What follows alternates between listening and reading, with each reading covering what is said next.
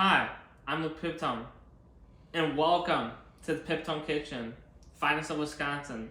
Have you ever tried an apple pie before? My guess, yes. As apple pie is one of the most popular fall pastries.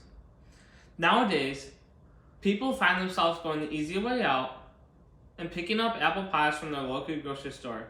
But how many people still make this famous fall dessert homemade?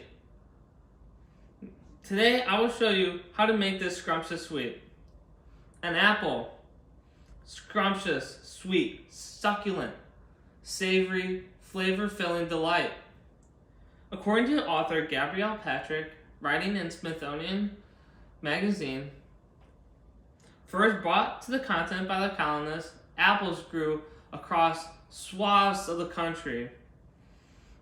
Countless apple-assorted desserts have been made over the years, apple pie being one of the kings of all these desserts.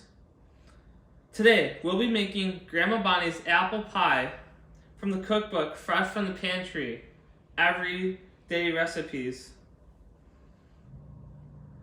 We will be also going over the basic ingredients and tools required to make apple pie. Finally, once we have all the things needed to create this beautiful masterpiece, we will demonstrate in how to prepare and bake an apple pie. Let's do this thing.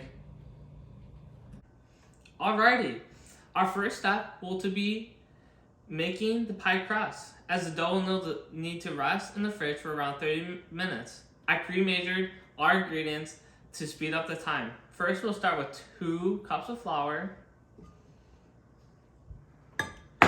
1/2 tablespoon of vinegar, 1 small egg,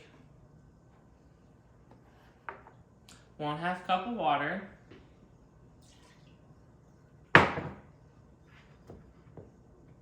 3/4 cup of lard. You have to scoop it out with your fingers. Not the most pleasant. Spoon will be advised. 3/4 tablespoon table salt, and 1/2 tablespoon of sugar. Once all ingredients are added, you can start the mixing process. You can mix till it becomes a non-sticky consistency. Then, once it becomes non-consistent, you will divide your pie crust into 2 separate balls, one for the top of the pie and one for the bottom. Once you've accomplished that, you can cover them up with plastic wrap and place them in the fridge for 30 minutes to let the pie crust rest. I'll see you in a few. 1. Okay, so now the pie crust is resting in the fridge. Now we can begin the pie filling. Let's do this. First, we start with 3 cups of apples. As I mentioned before, I pre-measured everything to speed up the time. 1 cup of sugar, 1/2 tablespoon of cinnamon,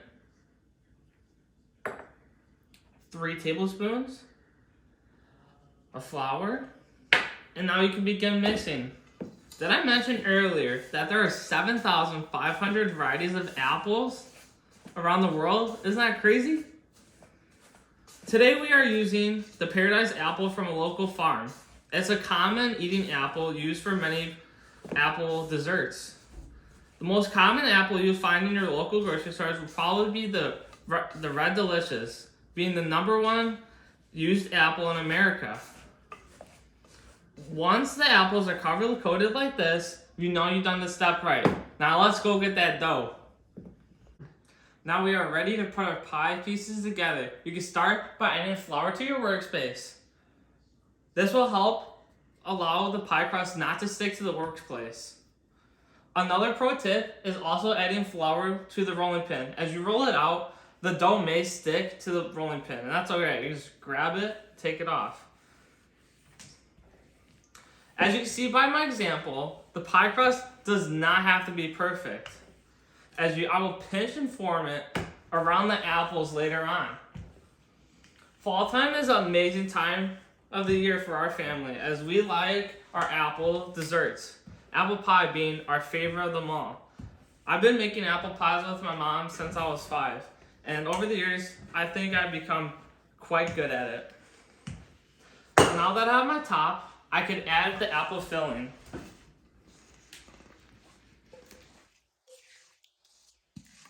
After I've accomplished that, you can now grab your sticks of butter and place it around the pie. Try to spread them out to evenly spread the butter. Now, you can take your pie crust and place it on top of the pie. Once again, it does not have to be perfect, as I will move some apples around and pinch and form the pie crust around the apples. There's 2 methods. Either you can pinch it under the other crust or pinch it over. I like the fold it over method, as it allows the pie to remain inside the pie frame.